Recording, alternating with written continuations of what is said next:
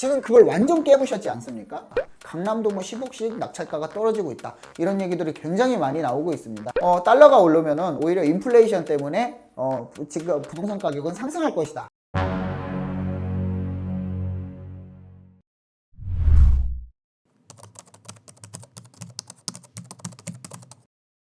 네, 안녕하세요 대표님. 오랜만에 돌아온 Q&A 시간입니다. 이제 올해 한 해가 다가고 이제 2025년이 다가고 있잖아요. 그래서 2025년의 부동산은 어떨지 한번 오늘 이야기해 보려고 해요. 괜찮으실까요? 네, 반갑습니다. 네, 그래서 첫 번째 질문입니다. 24년이 올해야말로 정말 뭐 굉장히 어려운 시국이었다 이렇게 말씀드릴 수 있는데 뭐 냉탕과 온탕을 굉장히 왔다 갔다 했죠. 뭐 지방이야 굉장히 가격이 많이 떨어지고 미분양이 많이 늘어나는 상태였고, 그 다음에 서울 수도권만 보더라도 이제 연말인 지금에 와서는 굉장히 좀 미분양이 서울도 900건 이상 1000건 가까이 되면서 미분양이 좀 늘고 있는 시점이다 라고 볼 수 있는데, 근데 올해 연말까지만, 올해 7월 달까지만 하더라도 거래량도 굉장히 늘어났고, 그 다음에 정고점을 돌파한 아파트가 서울시에서 굉장히 많이 나왔었는데, 근데 이제 지금 9월 달부터 스트레스 DSR 2단계라든가 여러 가지를 좀 대출 규제를 강력하게 하면서 거래량도 줄고, 지금 탄핵 정국 때문에 굉장히 좀 어렵고, 그 다음에 미국 대선에서 트럼프가 이기면서, 그러면서 굉장히 지금 여러 가지로 어려운 상황에 처해 있는 게 올해 24년도의 부동산 시장이고 현재 시장 상황이다 이렇게 말씀드릴 수 있습니다.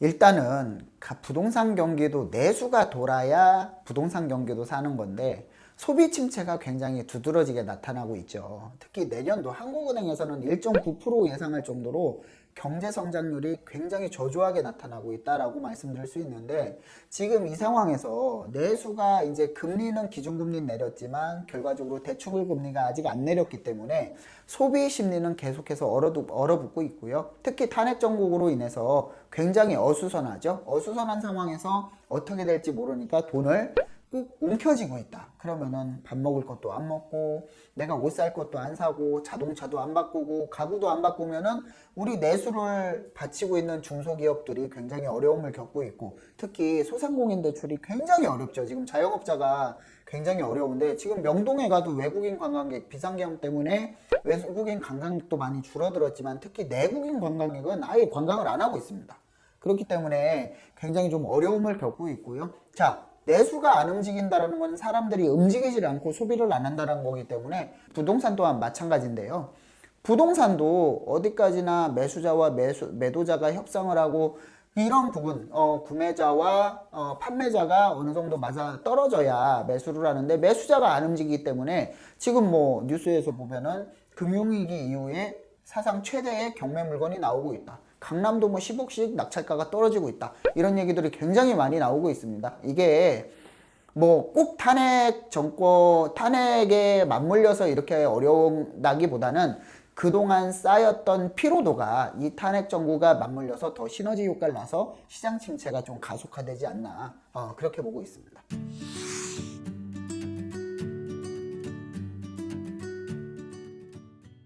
뭐 일각에서는 이 관세 때문에 관세를 부과를 하면은, 고관세를 부과를 하면은 미국에서 인플레이션이 심화가 되기 때문에 이건 협박용이다 이렇게 말들을 많이 하는데, 저는 뭐 개인적으로 책도 읽어보고 여러 가지 트럼프 자서전도 읽어보고 했지만 굉장히 독고다이적인 성격이 강하다. 이제 뚝심도 있고 자기가 생각하는 건 좀 밀어붙이고 또 협상을 굉장히 잘한다라고 유명하지 않습니까?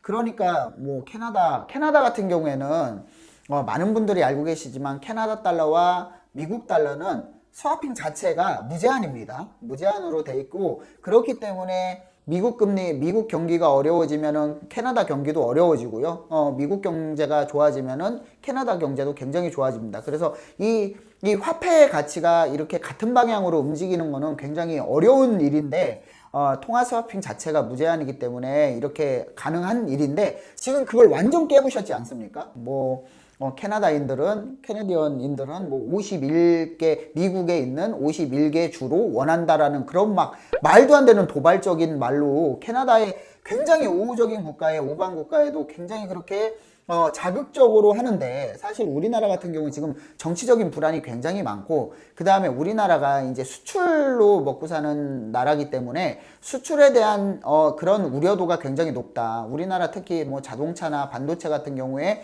관세가 높아질 확률이 높고, 그러면은 당연히 내수는 점점 더 어려워지겠죠. 물론 좋은 소식은 삼성전자가 이제 6조 원 넘는 금액으로 이제 미국에 보조금을 획득을 했다라고 합니다. 도장을 찍었다라고는 하는데, 그게 과연 어차피 집행은 트럼프 정권에 들어서서 할 건데 집행이 가능할지, 워낙에 사업가 기질이 있기 때문에 손해보는 장사를 안 하려고 합니다. 그렇기 때문에 이런 부분들이 굉장히 좀 여러 가지 걸림돌이 될 수 있고요. 또 우리나라가 지금 외교의 부재지 않습니까? 외교의 부재다 보니까 트럼프 정국에서는 과거 1기 때 이 취임식을 할 때도 박근혜 정권 때 탄핵이었고, 이번에 2기 취임을 하는데도 또 우리나라의 외교에 공백이 생겼습니다. 그러면은 아무리 우방국가라고 해도 사실 좋게 볼 수는 없겠죠. 그렇기 때문에 조금 더 많은 주의가 필요하고요. 부동산 시장도 물론 수출이 힘들고 달러가 올라가고 하면은 내수가 굉장히 어려워지겠죠. 뭐 제가 달러가 올라가면 굉장히 어려워질 것이다 이런 글을 썼는데,